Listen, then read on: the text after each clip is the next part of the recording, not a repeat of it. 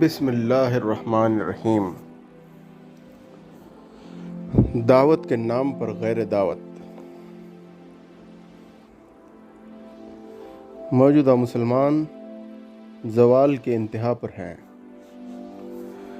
ان کے پاس اسلام کے نام سے جو کچھ ہے وہ محض ایک کلچر ہے، نہ کہ دریافت شدہ سچائی۔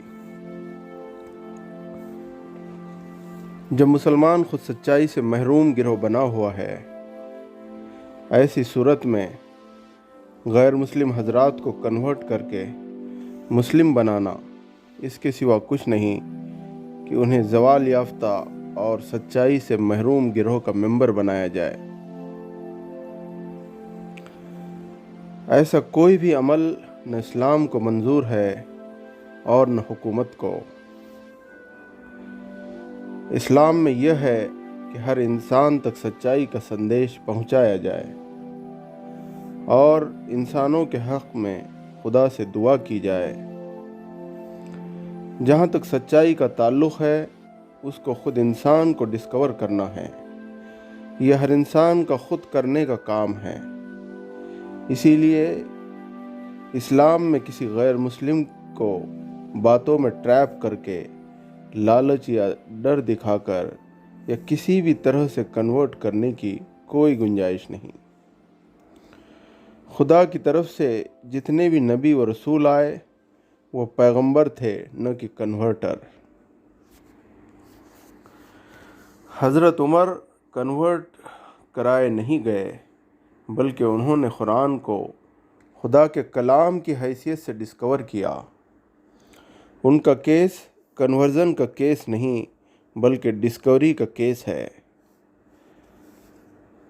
کنورژن کا غیر قانونی، غیر اسلامی کام کرنے والے لوگ صرف کنورژن کے نام سے یہ کرتے ہیں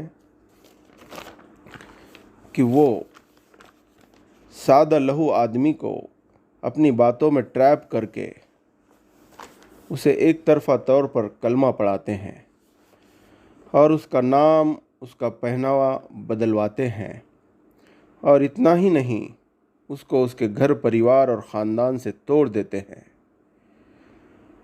اس کو کچھ پڑھنے، سمجھنے، سوال کرنے کا بھی موقع نہیں دیتے، اور خوش ہوتے ہیں کہ ہم نے اتنے لوگوں کو مسلمان بنایا،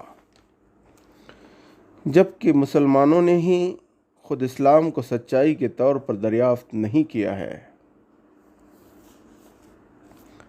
یہ دعوت کے نام پر سراسر غیر دعوت ہے۔ یہ اسلام کے نام پر غیر اسلام ہے۔ یہ اس کام کا کریڈٹ چاہنا ہے جو انہوں نے کیا ہی نہیں۔ قرآن ایسے کریڈٹ چاہنے والوں کو خطرناک عذاب کی وعید سناتا ہے۔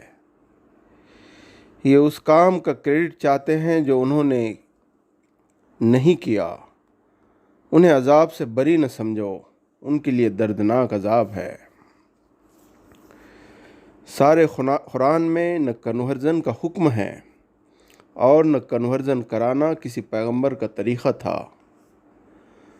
قرآن کے مطابق کرنے کا واحد کام خدا کا پیغام ہر انسان تک پہنچا دینا ہے۔ اب جو سچائی کا سیکر ہوگا، خدا اسے سچائی عطا فرمائے گا۔ جہاں تک ہندوستان کا تعلق ہے، مسلمانوں نے کچھ علاقوں میں اپنی بڑھی ہوئی آبادی کو بنیاد بنا کر ماضی میں ہندوستان کے ٹکڑے کرنے کا مجرمانہ اور غیر اسلامی فعل انجام دیا ہے، اور اب بھی وہ اس سے باز نہیں آتے۔ آج بھی اکثر مسلمان تقسیم کو دل سے برا نہیں کہتے، کشمیر کی علیحدگی کی موومنٹ کو دل سے برا نہیں کہتے، اور ہندوستان میں اپنی آبادی کے پیکٹس بنا کر رہنا پسند کرتے ہیں۔ ایسی صورت میں ملک کو ماں کا درجہ دینے والے ہندو حضرات مسلمانوں کو ملک کا وفادار نہیں سمجھتے، اور ان کے ایسے ہر عمل کو، چاہے وہ کنورژن ہو یا مسلم پیکٹس میں اپنے کو محفوظ سمجھنا ہو، شک پیدا کرتا ہے کہ یہ لوگ اپنی آبادی بڑھا کر ماضی کی طرح ملک کے اور ٹکڑے کر سکتے ہیں۔ تو ان کا یہ شک درست ہے۔ مسلمانوں کو چاہیے کہ ماضی میں جو تقسیم کا برا اور ناپاک حادثہ ہوا اس کو صرف زبان سے ہی نہیں بلکہ دل سے بھی برا مانیں اور اپنے عمل سے ہندو بھائیوں کے اس شک کو دور کریں، اور جہاں تک دعوت کی ذمہ داری کا تعلق ہے اپنے کانٹیکٹ میں آنے والے ہم وطن بھائیوں کو خدا کا پیغام قرآن ان کی مادری زبان میں پہنچا دیں۔ قرآن واضح الفاظ میں کہتا ہے علیک البلاغ و علینا الحساب، پہنچانا تمہارا کام ہے اور حساب لینا ہمارا کام ہے۔ سوچئے۔